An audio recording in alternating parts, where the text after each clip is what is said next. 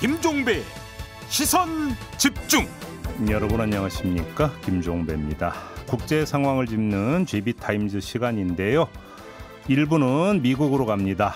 트럼프 대통령이 군 장성들을 집합시켜 강도 높은 정신교육을 실시하고 이민 단속을 명분으로 주요 도시에 군 병력을 배치를 했죠. 여기에 언론에 대한 압박도 거세지고 있는데요.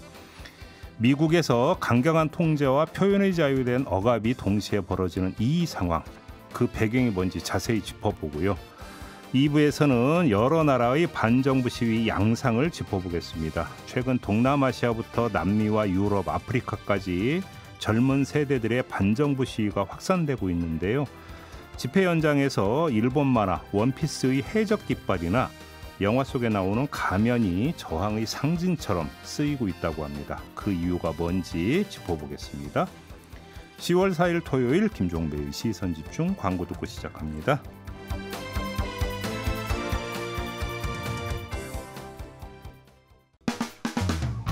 평일에 JB타임즈가 있다면 주말엔 글로벌타임즈가 있다. 테마로 알아보는 국제정치 GB타임즈. 네, 함께할 세 분이 아니라 오늘은 두 분을 소개해드리겠습니다. 서울신문의 송현석 기자 모셨고요. 어서 오세요. 네, 안녕하세요. 세종대 글로벌인재학부의 장휘 초빙 교수 모셨습니다. 어서 오세요. 네, 안녕하십니까. 네, 늘 함께했던 김영미 대표는 해외 취재차 나가셨습니다. 그래서 한 달 정도 저희와 떨어져 있을 예정인데요. 또 알토란 같은 해외 취재 내용을 갖고 오실 테니까 그때 보따리 푸실 거라고 기대를 하면서 두 분과 오붓하게 방송을 좀 진행해 보도록 하겠습니다. 그나저나 이제 추석 연휴인데 어떻게들 보내고 계십니까? 추석에는 또 어떻게 보내실 계획입니까? 열심히 당직을 설 예정입니다. 당직? 네. 아이고, 우리 교수님은? 저희는 요즘은 대학교에서 휴강을 하면 무조건 보강을 해야 돼요. 그래서 강의 녹화를 계속 해야 됩니다. 연휴에도 일을 하신다. 예. 두 분 모두. 슬프네요. 좀 쉬실 땐 쉬셔야 되는데. 근데 제가 지금 이 얘기할 제가 아닌데. 그렇죠. 그렇잖아요. 못 쉬시잖아요. 네, 우리 모두 함께 일하고 있지 않습니까? 오늘은 동변상련의 마음으로 방송을 진행하도록 하겠습니다. 자, 미국으로 가볼 텐데요. 트럼프 대통령이 장성들을 모아놓고 정신교육을 시켰다. 아니, 일단 근데 트럼프 대통령이 정신교육을 시킬 뭘 아나요? 아니, 이게 군에 대해서? 그러니까요. 그래서 아이러니한 거는 원래는 국방장관이 소집을 한 거예요. 전 세계에 있는 한 800명이 조금 넘는 군 장성들을 소집을 했는데 당시에 트럼프 대통령은 이런 행사가 있다는 걸 초반에 몰랐던 게 아니냐라는 의혹이 있는 게 국방장관의 발표가 나온 이후에 기자들이 물었어요. 왜 다 불러서 소집하냐 이렇게 물었더니 트럼프 대통령이 예? 전 세계 어디요? 뭐 이러면서 네, 되묻는 모습이 이제 나왔습니다. 그러니까 사실상 트럼프 대통령은 이런 행사가 있다는 것 자체를 인지하지 못했을 수도 있다라는 의혹이 있고 네. 일단은 트럼프 대통령하고 피트 헤그세스 국방장관이 다 불러 모았어요. 모아서 이제 800명이 넘는 이 현역 군 장성들을 상대로 생중계 연설을 하는데 이게 일반적으로 전 세계에 파견되어 있는 군 장성들을 모은다는 거는 거의 사실 없는 일이거든요. 이 비용만도 엄청났다면서요. 비용도 그렇죠. 엄청나고요. 그리고 이제 비용은 둘째치고 사실상 일단 군 장성들을 불러 모아놨는데 한 자리에 특정 국가나 지역에 우발 상황이 생겼을 때 그렇지. 대응이 안 되죠. 그렇지. 그래서 이거는 지휘 공백이 생기는 문제가 있어서 잘 안 불러 모으는데 놀라운 건 지금까지도 대통령이나 국방장관이 왜 전 세계 군 장성들을 불러 모았는지가 확실하지 않습니다. 아직까지도. 그래서 일단은 뭐 그 자리에서 그 전까지는 한국 언론에서도 무슨 얘기가 나왔냐면 뭔가 새로운 안보 전략이 나오나 보다. 그러니까 사실 이렇게 많은 장성들을 모았지 했지만 그런 건 전혀 없었고요. 말씀하신 것처럼 정말 수백 명 불러다 앉혀놓고 정신교육 시켰다라는 이야기가 나오는 일단 트럼프 대통령은 군 생활을 조금이라도 하긴 했었나요? 전혀 없죠. 전혀 없죠. 그러니까 무슨 군사 학교 같은 데를 나오긴 했는데 네. 학교가 그 군대 뭐 준비하는 이런 학교를 나오긴 했는데 실제 복무 경험은 없는 걸로 알려져 있습니다. 네, 그래요? 그 헤그세스 국방장관은 그 주방위군 대령 출신. 그랬다면서요. 예, 그래서 이제 전투 참가 경력도 좀 있고 그렇긴 합니다. 참 이 군 장성들의 심정이 어땠을지가 참 궁금한데. 네. 그래서 뭐 뉴욕 타임즈 어떤 기사를 보면 트럼프는 그냥 75분 동안 자기가 다른 데서 맨날 하던 말을 다시 한번 반복을 했다. 그런데 그냥 자기가 하고 싶은 말 다 떠들었고 똑같은 얘기를 했는데 근데 그럼에도 불구하고 저는 이게 뭔가 이렇게 아주 조악하게 만든 영화를 보는 것 같은 약간 비현실적인 느낌이 들고 상당히 두려운 마음이 좀 들었어요. 그러니까 이게 뭐냐면 지금 말씀하신 것처럼 군장성을 전 세계를 한 군데 모은다. 그럼 그 비용과 그 위험과 이런 걸 생각하면 되게 힘든 일인데 그럼 모여서 정신교육을 하려고 한 건가? 그럴 수도 있지만 트럼프가 했던 그 평소와 맨날 똑같은 말 말고 다른 이야기들 그게 사실 되게 이제 두려운 마음을 들게 했고 헤그세스도 사실은 헤그세스는 사실 여기서 진짜로 사실 정신교육을 하는 것처럼 보이고 아니 뚱뚱한 건 용납 못한다. 그죠. 상당히 뭐 이런 개인적으로 모욕감을 느꼈는데. 군장성이 아니라 교수님이 예. 정확히는 뚱뚱한 군인을 보는 게 지겹다라고 이야기를 참을 했죠. 수 없다. 뭐 이렇게 참을 수 말하죠. 없다. 근데 그거를 그 미국 코미디언이 되게 잘 얘기했어요.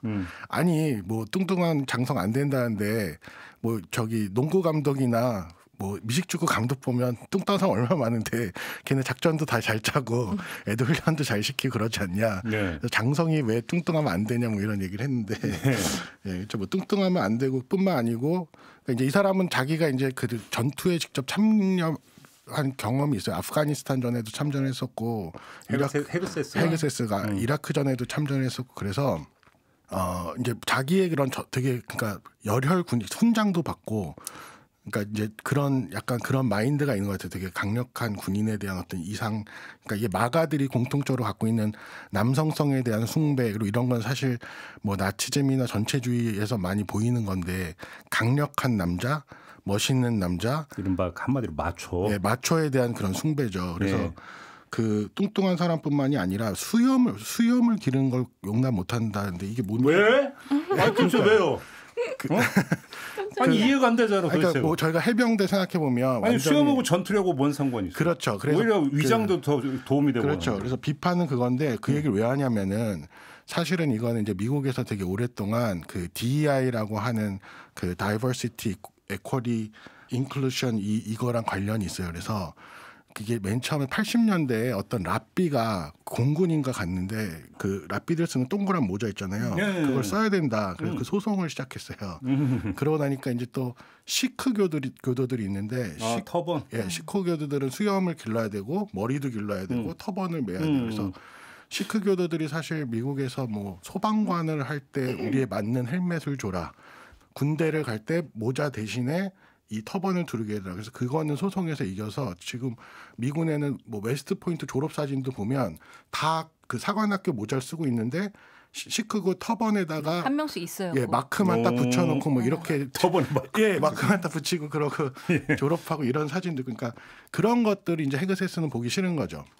그래서 종교적인 이유로 수염을 기르는 것들이 이제 군대에서 허용이 됐는데 그런 거 얘기할 거면 그냥 화상회의 하면 되잖아요. 왜 돈 들여가면서 소집을 해요, 도대체? 그래서 그게 원인 자체가 너무 이상하다. 그 도저히 종잡을 수가 없다. 이런 얘기가 나오고 현재 언론에서도 뭐 진짜 다 찾아봤어요. 워싱턴 포스트부터 시작해서 뉴욕타임스 뭐 근데 어느 매체 하나도 이거를 명확하게 찝어주는 데가 없을 정도로 현재까지도 그러니까 오리무중이에요. 그 오리무중이에요. 근데 그나마 단서를 하나 찾을 수 있는 건 이제 그 이후에 이 미국 행정부가 이제 국가 방위나 기본 대외 전략을 정리하는 지침이 있는데 이 행사 다음에 이 지침이 이제 공개가 됐어요. 근데 거기를 보면 내부의 적을 신경 써야 된다라는 내용들이 등장을 해요. 내부의 적? 네. 외부의 적이 아니고 내부의 적을 신경 써야 된다. 근데 트럼프 대통령도 물론 연설 내용이나 뭐 이런 것 자체가 굉장히 유세 현장이랑 비슷했지만 그 안에 당신들은 그러니까 이 군인들은 내부로부터의 적들과 맞서 싸우는 데 있어서 굉장히 핵심이다라는 내용을 이제 발언을 하거든요. 그러니까 결과적으로 지금 미국 대도시 곳곳에 물론 이제 민주당 텃밭이지만 그런 지역들의 주 방위군을 투입하고 그 방위군들이 이제 실질적으로 그 도시를 활보하는 이런 상황에서 비판 여론이 굉장히 많은데 당신들은 국가에 소속된 사람들이고 지금 내부의 적을 물리치기 위해서 반드시 필요한 존재니까 말을 잘 들어라라는 이제 어떤 메시지를 주고자 하는 걸로 보였어요. 한마디는 결국 군기 잡기네요, 그러니까. 군기 잡기인데 이게 아이러니했던 거는 그럼 현장 분위기가 너무 궁금하잖아요. 현장에서 이 수백 명의 장성들이 과연 어떻게 들었을까? 정말 트럼프 대통령도 당황해할 정도로 리액션이 없었다는 거예요. 장성들이. 너무 조용해서 내가 이렇게 조용한 방에 들어온 적은 처음이야라고 트럼프 대통령이 말했을 정도로 너무 조용한데 이 지휘관들이 굉장히 이제 그 현지 언론이 판단하기로는 절제된 태도를 유지하기 위해서 노력을 하는 모습이 보였다. 왜냐하면 대통령이 어떤 연설에 호응을 하게 되면 특정 정파가 아니라 미국 군인은 헌법에 충성한다라는 어떤 군에 대한 국민의 신뢰를 깨트릴 수가 있기 때문에 네. 그런 우려가 작용해서 실제로 그 국방부의 고위 관계자들도 이 지휘부들도 행사 전에 이 장성들한테 현장에서 반응 보이지 말아라. 어떤 환호하지 말아라. 이런 지침을 또 뒤에서 내렸다고 합니다. 참. 제가 가장 두려웠던 부분이 그런 부분인데 트럼프 사실 1기 때도 군이랑 별로 좋지가 않았어요. 그래서 제임스 매티스 국방장관이랑 이제 시리아 내전에 우리가 참여할지 말지를 얘기할 때 미군은 안 가겠다 그랬고 트럼프는 가라 그랬고 그러니까 저렇게 즉흥적으로 우리의 국익에 도움되지 않는 거 자기 따를 수 없다 그래서 잘리고 그 다음엔 더 심각한 거는 그 블랙 라이브스 매터 운동이 있을 때 에스퍼 장관한테 그 시위 현장에 군을 투입하라는 명령을 내렸는데 거부해요 공개적으로.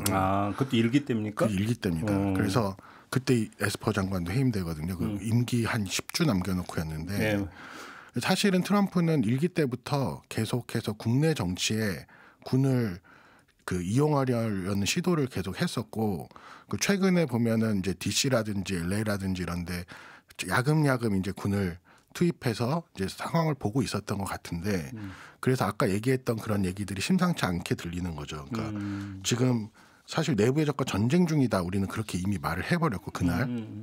그래서 내부의 적들 우리는 침략을 당하고 있다. 그래서 우리는 샌프란시스코 도시 이름을 명시하면서 샌프란시스코, 시카고, 뉴욕, 로스앤젤레스 이런 것들이 안전하지 않아서 우리는 하나씩 바로잡을 거고 그래서 이것도 전쟁이다. 이거 내부에부터 전쟁이다라고 여러 번 얘기를 해요.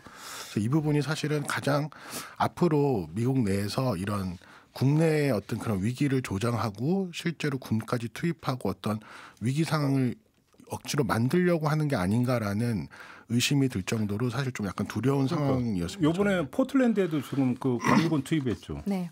그러니까 저 뉴스로 보니까 포틀랜드 시민이 황당하다는 식으로 얘기를 하더라고요. 그래서 그 트럼프 대통령이 포틀랜드를 이제 그 주방인군 투입을 하면서 포틀랜드를 전쟁으로 황폐화된 도시라고 표현을 했거든요. 그랬더니 정말 포틀랜드에 정말 많은 주민들이 SNS에 너무 평화로운 포틀랜드의 이런 풍경들을 굉장히 많이 올려주고 있어요. 그러니까 우리는 전쟁으로 황폐화된 도시 아닌데라는 거죠. 왜 계속 투입을 할까요?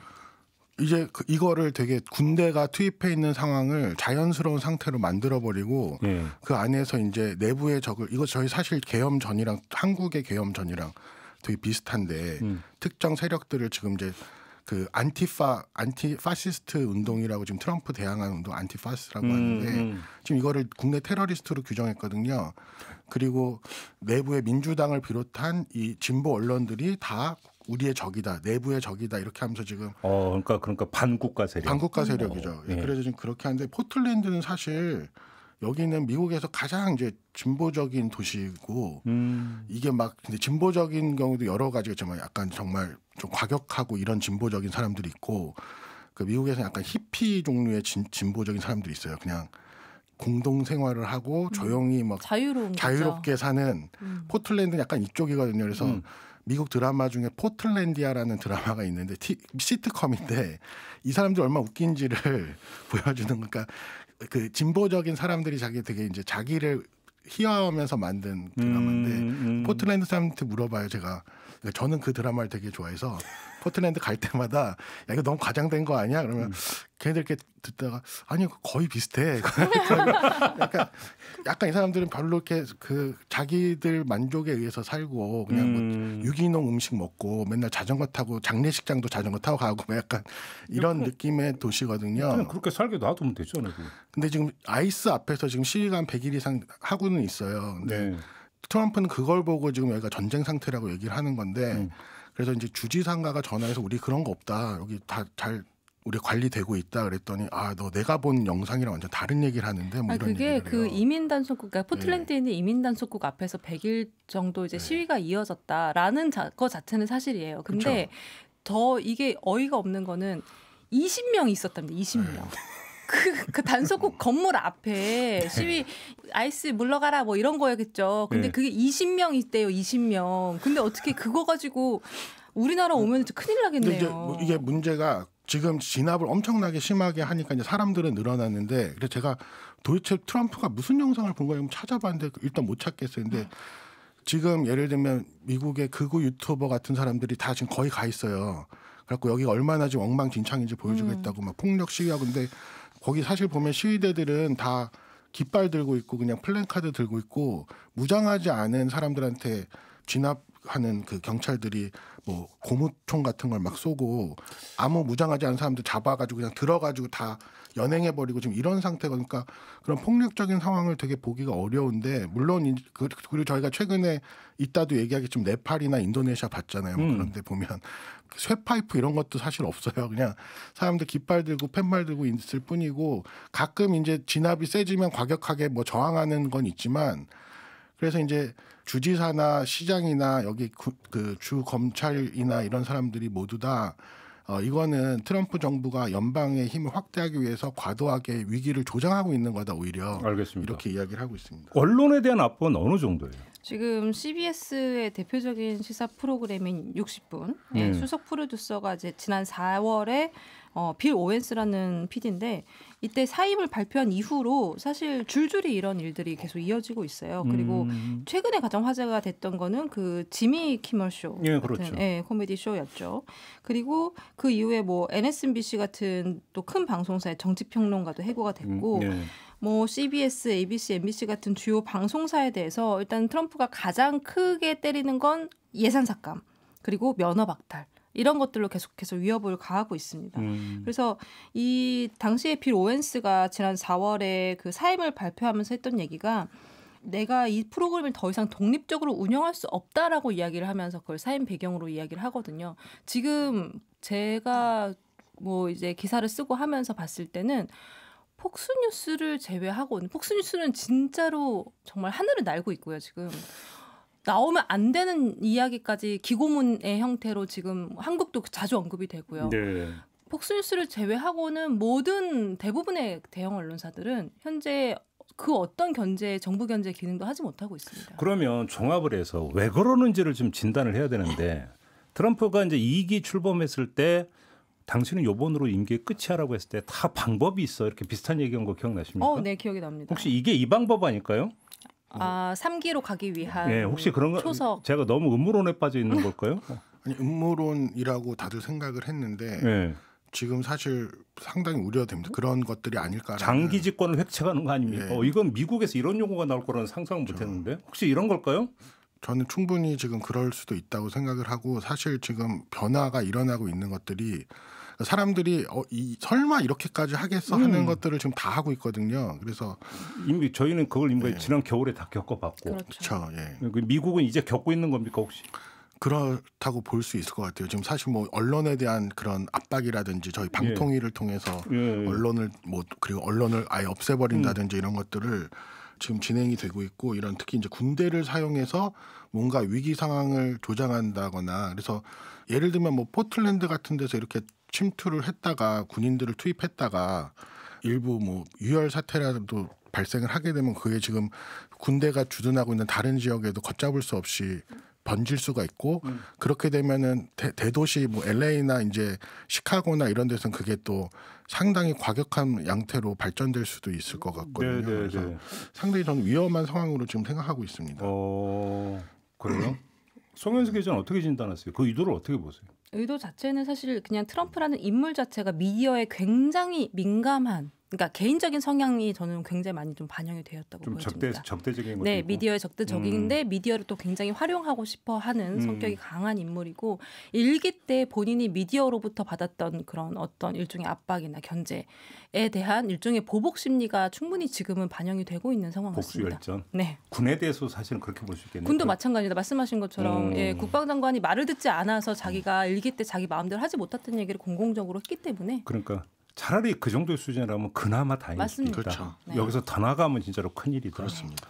이런 얘기를 안 할 수가 없네요. 알겠습니다. 자, 미국 이야기는 좀 이 정도로 하고 잠시 전하는 말씀 듣고 청년 시위로 넘어가겠습니다.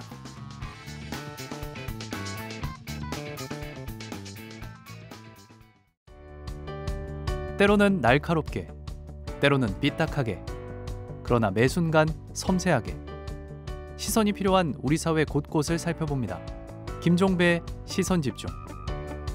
네, 장휘 교수, 송현석 기자와 함께하고 있는데요. 이번에는 2030 청년층의 시위를 좀 다뤄보도록 하겠습니다. 이게 특정 국가에서만 지금 나타나고 있는 현상이 아니고 아시아, 아프리카, 남미로까지 지금 확산이 되고 있다는데 일단 좀 상황 정리부터 좀 해볼까요? 네, 최근에 저희가 네팔 사례를 다뤘었죠. 그랬죠. 이번에는 북아프리카 모로코에서도 젊은 세대들이 의료와 교육제도 개선을 요구하면서 거리로 나왔습니다. 지난달 말부터 시작된 시위가 모로코 각지에서 수천 명이 참여하면서 점차 규모가 커지고 있는데 이 젊은 세대들이 이렇게 박차가 나온 이유 중에 하나가 올해 12월에 그리고 2030년에 있을 월드컵인데 이 시민들은 집회 현장에서 경기장은 있는데 병원이 없다. 건강이 먼저죠. 월드컵은 필요 없다. 이런 걸 외치고 있어요. 근데 병원 이야기가 자꾸 나오는 게 지난 8월에 모로코의 한 공립병원에서 이제 임신부 8명이 제왕절개 수술을 받고 사망하는 일이 있었습니다. 근데 정확한 경위가 알려지진 않았는데 이 작년에 모로코에서 큰 지진이 있었어요. 1년 정도 이제 여름이었죠. 근데 그때 이제 그 지진 때문에 병원 의료 시설이 굉장히 열악해져 있었는데 이게 1년이 다 되도록 복구가 안 된 겁니다. 복구가 제대로 되지 않아서 이제 의료 인프라도 부족한 상태, 그리고 전문 인력이나 자원도 부족한 상태. 이런 것들 때문에 이 임신부들이 제대로 치료를 받지 못한 게 아니냐라는 이야기가 나온 거고 네. 이 비슷한 시위가 파라과이에서도 열렸고요. 페루에서도 연금 가입 의무화나 고용 불안정에 항의하는 시위들이 있었고 네. 아프리카 마다가스카르에서는 단수와 정전에 항의하는 시위가 열렸는데 이 굉장히 폭력적으로 시위를 진압하면서 유엔 집계로는 최소 22명이 사망했습니다. 네. 근데 당국은 이걸 공식 부인하긴 했지만 별도의 사상자 집계는 내놓지 않고 있습니다. 그러니까 저희가 이제 인도네시아 시위도 다룬 적이 있었고 네팔 시위도 다룬 적이 있었고 이제 보면은 대부분이 먹고 사는 문제 내지 반부패. 그러니까 이런 어떤 시위의 성격을 띠고 있었던 건데 지금 송현석 기자가 정리해준 내용도 그 이제 같은 맞습니다. 흐름으로 이제 지금 다른 나라에서 이게 좀 양상이 벌어지고 있다라는 건데 지금부터 저희가 좀 초점을 맞춰서 이야기를 해야 될 것은 뭐 시위의 이유 이런 게 아니라 시위의 어떤 표현의 양식 그렇죠. 이거에 대해서 좀 이야기를 하고자 하는 건데 원피스. 근데 두 분은 원피스 애니메이션 본 적 있으세요? 저는 개인적으로 원피스를 보지는 않았습니다. 아유. 보는 주변의 친구들과 예. 네, 동생도 봤지만 저는 보지 않았습니다. 우리 교수님은 저도 거부했어요. 하도 원피스 그 광팬들이 많아서 반발심에. 저는 엄청 많이 봤어요. 왜냐하면 저희 집 애들이 어릴 때 그렇죠. 예. 그러니까 이 원피스가 역사가 엄청 엄청난 오래된 거죠. 엄청났어요. 이게 그다음에 만화 그게 제가 1억 건 이상 팔렸다는 얘기를 들었는데 5억 부 이상 팔렸어요. 그죠? 예. 와, 근데 이게 놀라운 게 이 원피스라니까 다 알잖아요. 저희가 네. 보지 않았어도. 근데 이게 주요 아주 핫한 그 커피 전문점 이런 데들이 협업을 해가지고 상품을 내놓더라고요. 그러니까 네. 이게 실사용으로도 나왔어요. 실사도 나오고 예. 기네스북에 2022년에 단일 작가가 집필한 만화 시리즈 중에 제일 많이 팔린 5억 권이 팔렸습니다. 엄청나네요. 이게 슬램덩크보다 2배 이상 팔렸다고. 근데 중요한 거 그게 아니에요. 그렇죠. 이 원피스에 나오는 예.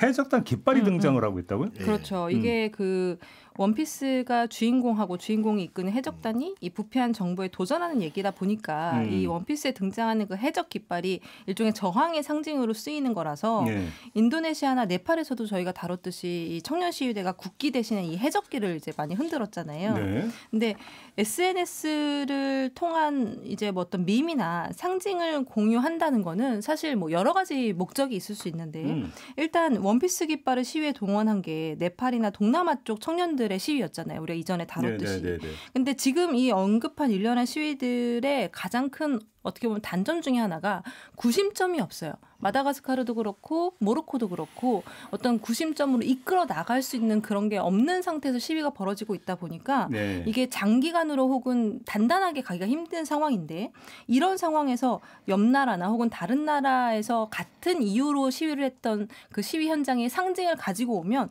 연대의식이 굉장히 강화가 될 수 있어요. 그래서 국경을 넘어서 언어가 통하지 않아도 우리는 옆 나라로부터도 지지를 받고 있다라는 어떤 연대의식을 강화할 수 있는 거죠. 그래요. 그러니까 하여간 지금 원피스에 나오는 해적단 깃발, 그다음에 영화 그 V4 벤데타, 네. 여기 나오는 가면 이것도 많이 등장한다고요? 네, 헝거 게임에 등장하는 그 세 손가락 인사. 사실 그것도 등장하고. 네. 이렇게 대중문화에서 사용됐던 상징이 시위에서 사용되는 거에 아마 원조는 V4 벤데타의 그 가면. 가이 포크스 가면인데 네.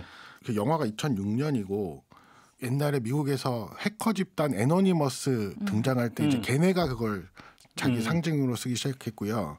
그다음에 2011년 월가 점령 시위할 때 사람들이 그때 또 많이 쓰고 나왔고 우리나라에는 각시탈이 있는데. 그렇죠. 우리 각시탈이 그렇죠. 뭐 드라마도 있었죠. 그렇죠. 그래서 홍콩 민주화 시위나 칠레 반정부 시위 그리고 한국에서도 옛날에 대한항공 직원들이 그 이제 예, 기억납니다. 시위할 때 그때도 막 쓰고 맞아요. 나오고 예. 그리고 이제 아까 말씀하신 뭐 헝거 게임의 세 손가락 경례 같은 것들도 그 뭐 미얀마 시위라든지 태국 시위라든지 이런 데 사용이 되고 종이의 집에 나오는 달리 가면도 사람들이 쓰고 나오고요.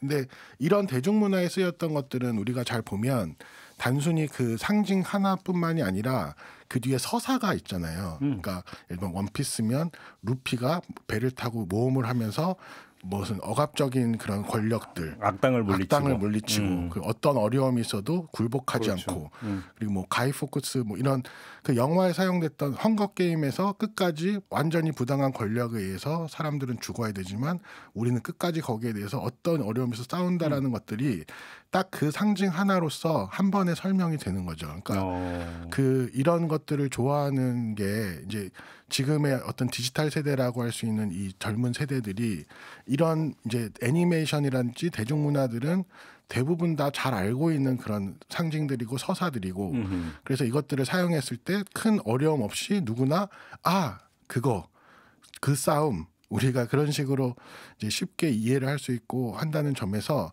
이런 대중문화의 상징들이 쉽게 시위 현장에서 상징으로 사용된다고 볼 수 있습니다. 그러면 이 청년 세대가 의도적으로 어떤 연대의 폭을 넓히기 위해서 이것을 채택을 했다고 보는 게 더 타당할지 아니면 이전 세대의 정치 문법이나 시위 문법에 익숙하지 않아서 오히려 이제 자신들한테 익숙한 대중문화 쪽으로 자연스럽게 그쪽으로 흘러간 건지 어느 쪽으로 좀 보는 게 나을까요?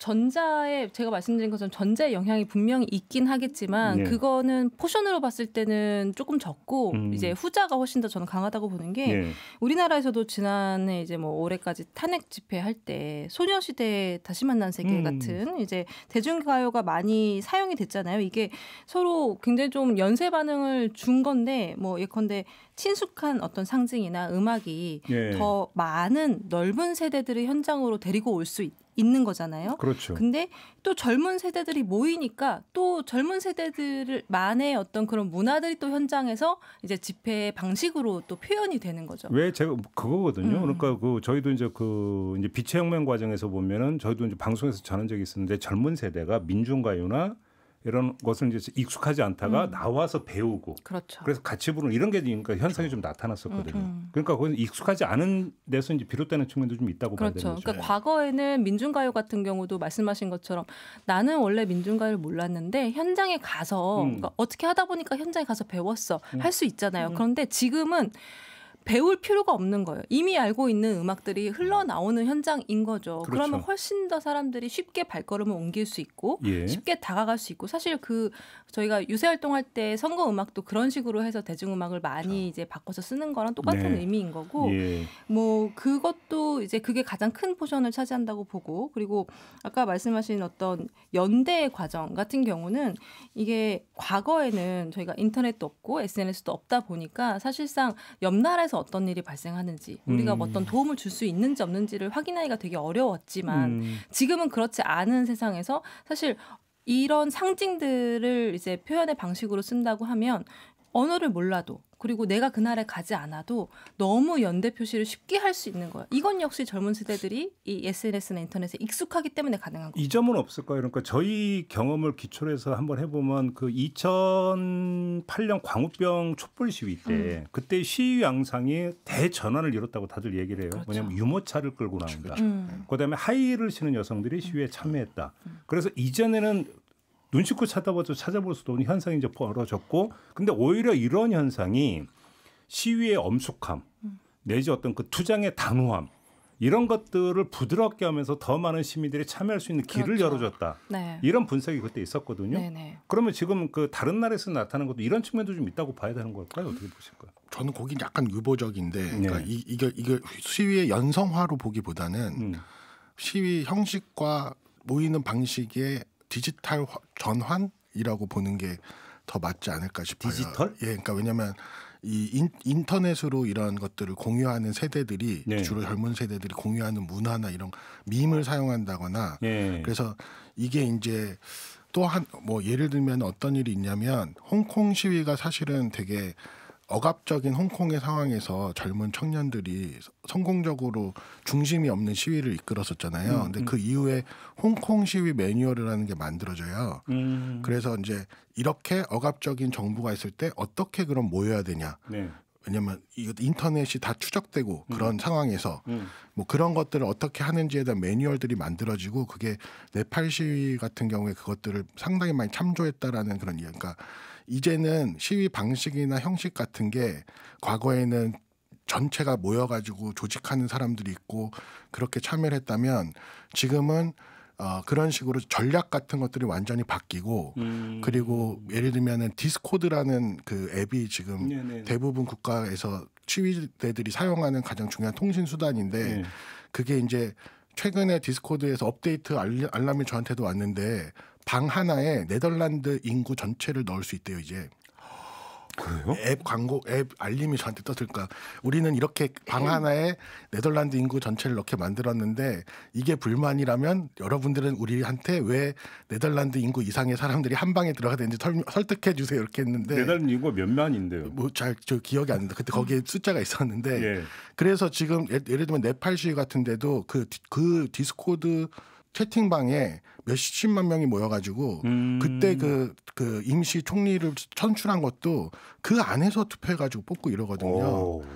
그러니까 이제 이런 식의 그러니까 근데 여기서 이용하는 상징은 사실은 저희가 뭐 그 사회운동 연구나 이런 데 보면은 찰스 틸리라는 사람이 시위의 레파토리 뭐 이런 얘기를 해요. 그래서 시위들은 그 시대에서 활용 가능한 어떤 문화적이나 조직적이나 이런 저항의 수단들을 사용한다라는 건데 그래서 뭐 예를 들면은 저희가 20세기 운동은 그 노조가 조직하거나 운동권이 조직해서 대규모로 모여서 한다면 지금은 디지털 시대가 되면서 뭐 해시태그라든지 아니면 플래시몹이라든지 이런 식의 인터넷에 썼던 그런 기술들 그리고 애니메이션이나 이런 대중문화의 상징 이런 것들이 적극적으로 시위 현장에 도입되는 거다라고 볼 수 있을 것 같습니다. 네덜란드 인구가 1,800만 명이 넘는다. 예, 지금 근데 이 많은 사람이 동시 접수된다고요? 예, 그러니까 그 채팅방 하나에 이만큼이 들어간다고 저한테 알림이 왔더라고요. 그리고 대화를 하기는 좀 어렵고 어떤 예, 일정 공지사항 뭐 예를 들면 어떤 그렇죠. 이제 요 상황이 발생했을 때 뭐 이렇게 지침 이런 행동을 하세요라는 지침을 전달하는데 굉장히 유용하겠네요. 그래서 이게 원래는 옛날 이게 게임 하는 애들이 쓰던 앱이에요. 예, 그렇다면서요. 예, 그래서 이게 왜냐면 음성도 되고 그래서 이렇게 막 그러니까 소리 막 어머니 아버지 부르면서 저희 게임할 집에도 때 게임하든 뭐 그렇게 시끄러웠던 그렇죠. 예. 그 조용히 게임하라고 하고 있습니다.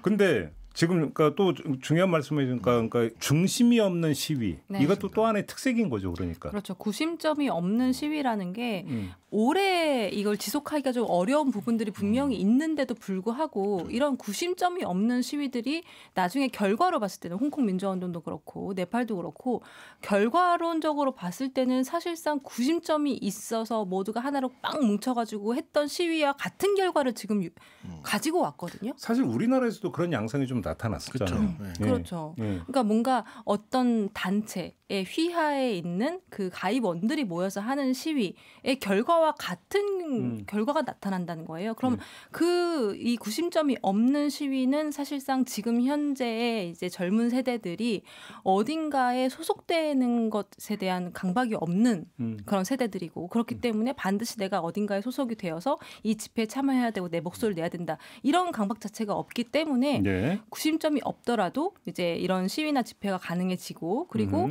이런 시위 구심점이 없더라도 그럼 어떤 게 이들의 목소리를 대변해주는 어떤 중심의 역할을 하느냐, 그게 교수님이 말씀하신 디지털의 시스템인 거거든요. 네. 그래서 예를 들어서 지금의 젊은 세대들은 사실상 뭐 문화라든지 어떤 다양한 부분에서 단순히 소비를 하는 게 아니라 본인이 스스로 문화를 만들 줄 알고 그 방법이 너무 많은 세대에 살고 있기 때문에 구심점이라는 게 사실상 필요가 없어진 혹시 그러면 이런 시위 양상의 원형이 혹시 플래시몹 이렇게도 한번 볼 수 있을까요? 어떻게 보세요? 그거를 직접적인 영향은 없을 수 있지만 네. 이제 그런 식의 순간에 사람들을 모으고 흩어지게 하고 이런 것들의 형식들이 우리 이후 세대, 우리 이후라고 하니까 되게 이상한데 좀 젊은 세대들한테 되게 자연스러운 하나의 그런 그러니까요. 행동으로 받아들여지는 거죠. 이게 디지털 시대가 열리면서 나타나는 양상 아닌가요? 그렇죠. 그렇죠. 예, 그렇습니다. 네. 그래서 뭐 그게 이제 온라인 서명이 시위의 한 측면이 되면서 사람들이 서명 하나 하면 세상을 바꾼 줄 안다고 비판도 있지만 그럼에도 불구하고 사람들이 어떤 한 주제에 집중을 시키고 한 번에 자유롭게 모였다 흩어지고 이런 새로운 양상의 시위를 가능하게 하는 다양한 이제 디지털 형식이라든지 사람들이 모이고 활동하는 형식들이 새롭게 등장을 했고, 그런 것들이 이제 시위에서 다양한 방식으로 드러난다고 봅니다. 뭐. 그러니까 저 이제 기억이 나는 게 꽤 오래된 얘기인데 시위를 요즘 왜 대자보를 안 쓰느냐. 그다음에 어떤 분이 젊은이들의 짱돌을 들어라. 뭐 이런 게 등장했을 때 아니 시대가 바뀌었는데 아니 인터넷 게시판이 있고 있는데 왜 대자보를 왜 쓰냐. 대자보는 그런 게 없을 때 쓰는 거고. 요즘에 대자보가 다시 쓰긴 하더라고요. 학생들이. 학교 가면 있는데 근데 요즘 대자보가 저희 그 진행자 때 아니고요. 저 때. 그러니까 90년대랑 다른 거는. 뭐 이렇게 자꾸 이렇게 구획 정리를 해요. 그렇게. 좀 다르니까 또. 그 많이 달라진 거는 요즘에는 학생들이 대자보에 댓글을 달아요. 옛날에는 그래 대자보 밑에다가 옛날에는 대자보를 붙이면 대자보 옆에다 다른 대자보를 붙였잖아요. 지금은 그게 아니라 포스트잇 같은 데다가 이렇게 깨알같이 적어가지고 밑에 붙이고 거기다 또 붙이고 또 붙이고 이렇게 댓글을 달더라고요. 아무튼 말씀드리려고 했던 게 디지털 시대가 되면서 시위 양성도 너무나 거기에 맞게 달라지는 게 순리지. 그렇죠. 왜 옛날 버전을 자꾸 이렇게 요구를 하느냐. 그러니까 그게 과거라고 하니까 진짜 이상하네요. 과거와 현재의 중간 정도에 있는 80년대, 90년대 이렇게 합시다. 네네. 그런 분들의 입장에서는 대자보를 붙이는 게 주는 영향력이 10이면 인터넷 게시판에 올라오는 글에 대한 영향력은 한 2 정도밖에 안 된다고 판단을 하시는 거예요. 근데 사실 젊은 세대들은 이게 동급이거든요. 동가거든요. 그렇기 때문에 이제 이 인터넷이나 뭐 SNS를 통해서 어떤 이제 생각을 발산하는 게 똑같은 영향력을 발휘를 하는 거죠. 그러면 이제 이번에 거꾸로 그런 젊은 어떤 청년 세대들의 어떤 시위 양상에 대한 이걸 대하는 기성세대의 태도가 정말 시대착오적이 잘못된 게 저희가 저번에 했던 네팔 시위할 때 SNS를 차단했다. 보통 이런 식으로 나타나는 겁니까? 그러면? 그렇죠. 그래서 지금 뭐 네팔도 그랬고 최근에는 뭐 탈레반도 아프가니스탄에서도 이 부도덕한 행위를 막기 위해서라면서 이제 이 SNS나 인터넷을 아예 차단하는 조치를 취했거든요. 네네네. 근데 뭐 아프리카건 남미건 아시아에 건 상관없이 이 정부가 알고 있어요. 이 반정부 시위의 시작이 어디고 이 구심점이 이제는 어디에 있는지 이거는 SNS에 있구나, 인터넷에 있구나라는 걸 알다 보니까 이거를 계속 이런 식으로 지금 차단을 하고 있는데 이 사실 국민의 눈과 귀를 막는다고 해서 막아줬으면 지금의 세상은 없지 않을까요? 그러니까 저는 지금도 그러니까 12월 3일 그날 밤 기억이 저는 지금도 선연한데 막 SNS에서 모든 정보가 다 와요. 지금 맞아요. 뭐 저기 서울 인근의 어떤 그 남쪽의 어떤 그 도시에 사는 분이 올렸는데 지금 여기서 지금 군용 트럭이 지나가고 있다. 사진 찍어서 같이 와 하면서 정보가 한순간에 그냥 쏟아져 버리는. 그러니까 아무리 언론 통제와 정부 통제를 하려고 해도 실시간으로 이게 거의 생중계가 되시고 하는 거예요. 그러니까 사실 12.3 내란을 막을 수 있었던 것도 SNS를 통해서 지금 여의도 국회 앞에서 시민들이 모이고 있고 이런 상황이 지금 전개되고 있다는 거지 실시간으로 전파가 되고 더 많은 시민들이 오고 이랬던 게 대단히 중요했던 동인이었던 거죠. 그렇죠. 그거를 만약에 그러니까 지금 그 12.3 당시의 상황을 우리만 봤을까요?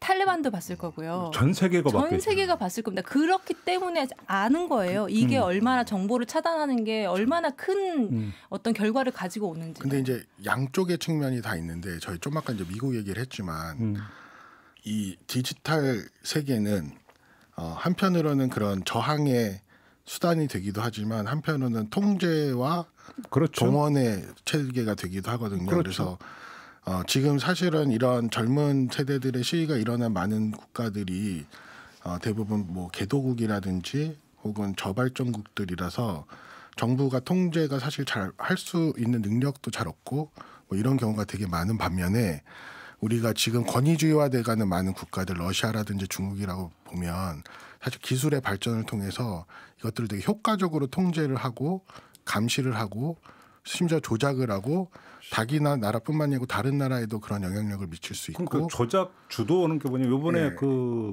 12.3 내란 이제 진상이 밝혀지는 과정에서 나온 것 중에 하나가 이제 그 인지전이라는 개념이 나왔고 네. 이게 이전 양성에서는 이제 뭐 심리전을 어떻게 보면 댓글 달고 이런 걸 그렇죠. 주로 했었는데 네. 이제는 그게 아니라 유튜브를 개설을 해서 네. 채널을 개설을 해서 거기서 발신을 해버리는 아예 이런 것까지 모의를 했다는 그리고 거죠. 뭐 요즘에는 한국에서도 알려진 걸로는 예를 들면 커뮤니티 같은 데에 들어가서 예. 캐릭터를 하나 만들어요. 여러 개를 만들어서 옛날에는 그렇게 하면 이제 가짜라는 게 드러나니까 이제는 뭐 몇 달, 뭐 혹은 1년 이렇게 작업을 해서 하나의 캐릭터를 만들어 놓고 그 사람이 활약을 하게 만든다든지 그렇죠. 뭐 그런 다양한 방법을 그게 이제 지금 이게 한국에서도 정부가 거기에 관여됐다는 지금 의심을 받고 있는 거고 예. 다른 국가들에서도 그런 것들을 적극적으로 활용을 하는 걸로 보이거든요. 그러니까요. 그러니까 이게 지금은 어떻게 보면은 지금은 이 두 가지의 힘이 글로벌하게 완전히 대립하고 서로 싸우고 있는 이런 상태가 아닌가. 한편으로는 되게 강력한 우파와 그런 전체주의적인 것들이 그렇죠. 계속해서 그 그렇죠. 인터넷 공간에서 재생산되고 거기에 반대하는 사람들을 탄압하거나 아니면 감시하거나 아니면 그런 뭐 축출하거나 이런 방향으로 움직이고 그러니까 다른 한편으로는 강하게 거기에 인터넷을 또 이용해서 결합하고 저항하는 이런 지금 시민 영역에서 좌우로 갈려갖고 뭐 유튜버가 되든 뭐가 되든 싸우는 정도가 아니라 거기에 권력이 어느 한쪽하고 결탁이 돼서 그렇습니다. 그렇죠. 밀어주고 하면서 아예 그러니까 힘의 우열 관계를 뒤집어 버리려고 하는 이 시도가 이제 문제가 되는 거예요. 그렇죠. 그리고 기술이 발달하면서 사실 그 기술을 이용해서 기술을 또 통제하는 기술이 함께 발달을 하잖아요. 그렇죠. 중국은 뭐 상시적으로 검열을 하는 국가인데 저는 제일 놀랐던 게 과거에 시진핑과 그 곰돌이푸 때가 진짜 너무 어려웠거든요. 너무 어려웠습니다. 곰돌이푸? 네, 곰돌이푸 닮은 거를 이제 검열을 막 했잖아요. 근데 그거 못하게 한다고 이제 근데 정말 제가 곰돌이푸를 각기 다른 언어로 막 이렇게 떨어져서 써보고 막 절대 안 돼요. 그러니까 그거를 막는 기술이 얼마나 발달을 했는지 모르겠어요. 아니 곰돌이푸 귀여운데 뭘 그런 것까지 통제? 그걸 닮은 게 그렇게 싫으신가 봐요. 저는 별로 안 싫습니다. 아무튼 뭐 이제 여러 나라에서 지금 벌어지고 있는 청년들의 시위 양상을 좀 짚어봤는데 그렇다고 해서 시위가 좀 진척이 되면서 뭔가 좀 바꾸고 이런 것까지는 아직은 소식은 들리고 있는 건 아니죠? 네, 아닙니다. 거기까지 좀 가야 될 것 같은데요. 네, 알겠습니다. 자, 오늘 이야기는 좀 이렇게 마무리해야 될 것 같습니다. 두 분 수고하셨습니다. 감사합니다. 감사합니다. 네, 시선 집중 오늘 준비한 이야기는 여기까지입니다. 물러가고요. 내일 아침에 다시 인사드리겠습니다. 고맙습니다.